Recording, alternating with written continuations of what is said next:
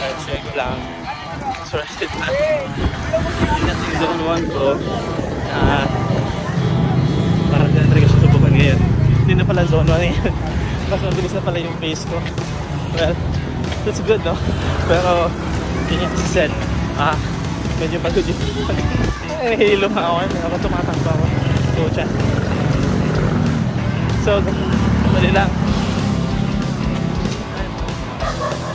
So, right now, just 10 minutes is down. 5 minutes before acceleration run. So, ito pala rin ako medyo lang sa malaki.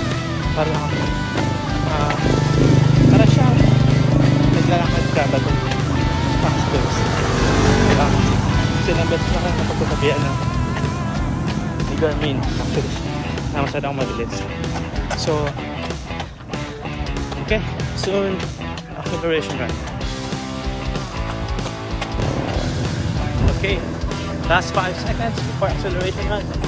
Alright, 3, 2, 1, let's go! Woo!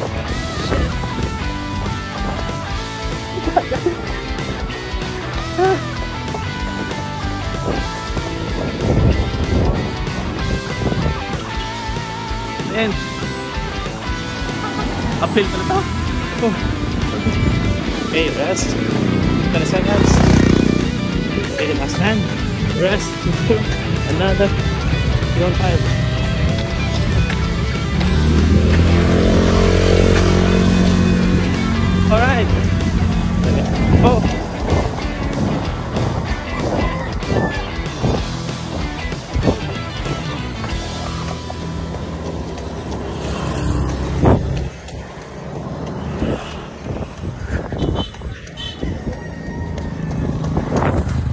Okay, slow down, rest. Okay, ikot tayo.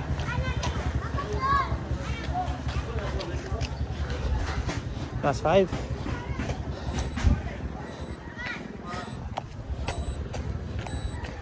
Okay, takbo.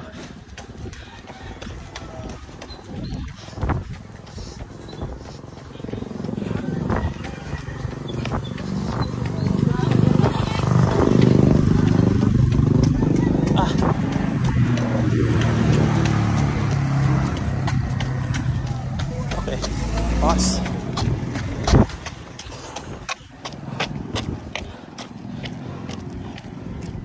Rest for 1 minute. 3 out of 6 completed.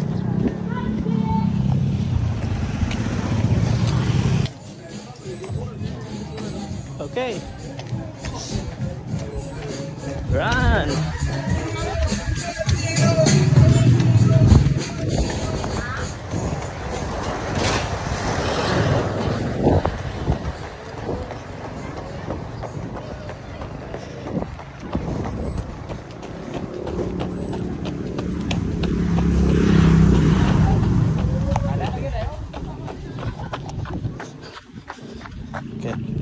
Slow down.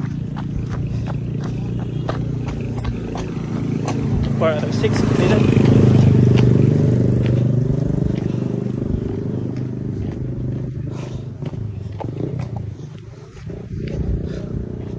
Okay, just walking. Just walking. Okay, we got 30 seconds to rest.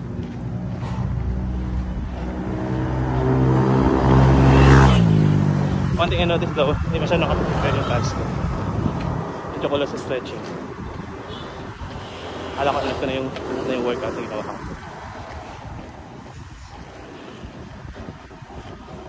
Well, hindi siya handa for zone 5 race. Alright, going 5 out of 6.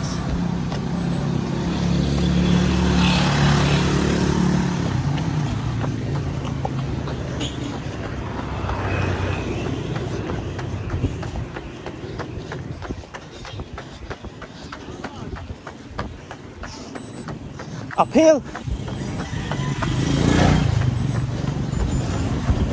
Okay, rest.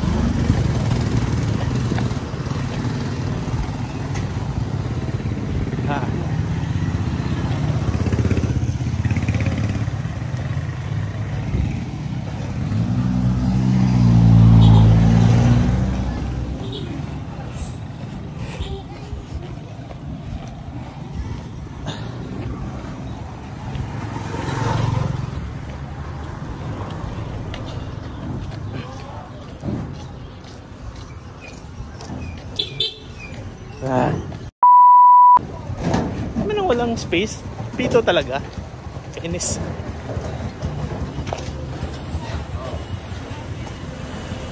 Yan, yan coaching yan. Yan, okay. Alright. It's 5 seconds. And last round. Alright. Let's go.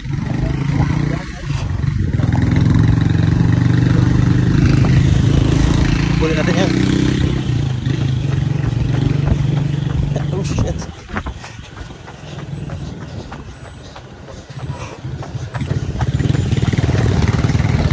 Woo!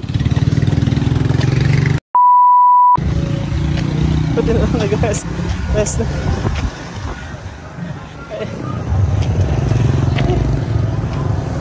Ayun din yung ayaw sa mga motor eh. Sa gitna humihinto. Visit.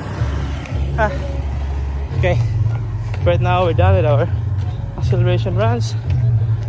Now we're back to our 20-minute zone 1. Just taking a rest, last 30 seconds. Okay, balikan tayo sa zone 1 natin. Balik tayo sa 20 minutes.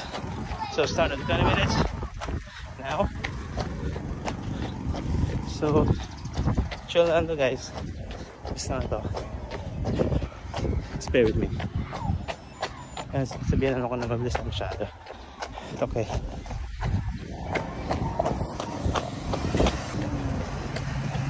So, share ko lang guys. Masyadong maliit ang daan na to.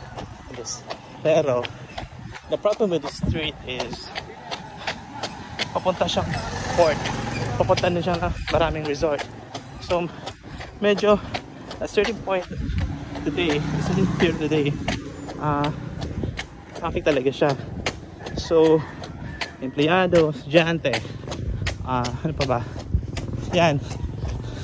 So, talagang dinadaanan siya dito. Kaya, minsan medyo pangit din yung ruta na to.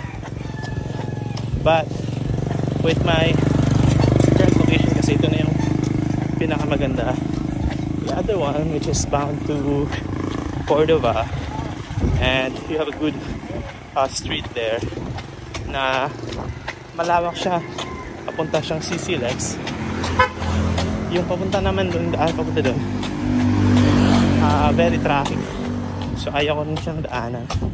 And the other one also naman going to Maribago, Mactan, and airport. Yun naman siya ganun kalakihan, pero it's a national highway. Traffic din. Sa traffic, maraming tao. So, this is the best that I could have in terms of, you know, as a people. But, yeah, minsan kailangan mo talaga maging watchful as a runner. And like, go places like BGC, getting the grandstand, or CBD. It's relatively safe. Lose your guard. Just focus on your running. Dito kasi dapat ano ka, ninja ka in a way. Hindi pwedeng isang focus lang. So guys, nandito na tayo sa most challenging street in Marigondon, Basak. Yan, oh, hala, sige. Oh, buti na lang, zone 1 tayo ngayon. Oh, sige. Hala, sige. Oh, pwede manira na naman tayo. Woo! Last 10 minutes. Oh, yan.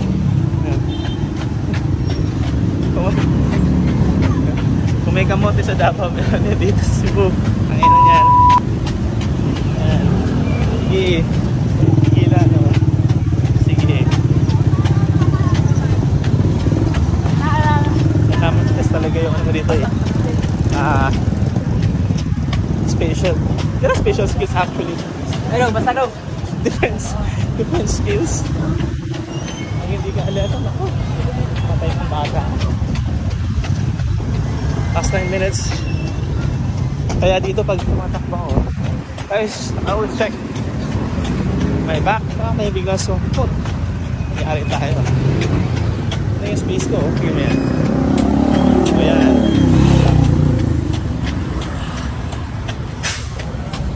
Sobrang papilito na itong city na to. Primarily because this is a resort city. So isla talaga siya. May magandang beach. And then mayroong mga magandang places, islands to go to. So finally, it is a good place for economics, no? For the economy. So kaya sobrang dense din yung city. Maliit na siya pero maraming tao. Over time, just taga rito rin ako. Hindi naman siya ganito parami. Pero nung nagsimulang itayo yung pangalawang bridge or San Fernando Bridge, and now even worse, Patong Bridge, gusto ko po lalo lumala yung traffic dito. Parang ginamit naman kasi itong daanan itong area na to. Ito naman tumatakbo. Mga people from the south, they come in here, use the third bridge, and boom, yan, talong-talo. Ingay pa. Okay. Okay, last 5 minutes.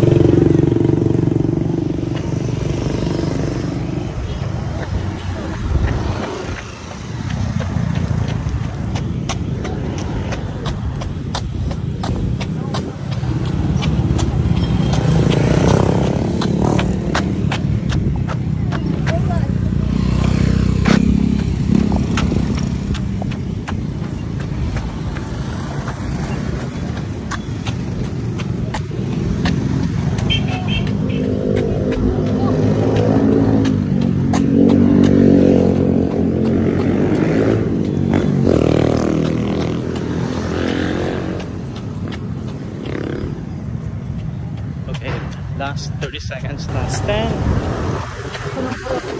Okay. 4, 3, 2, 1, and it's done.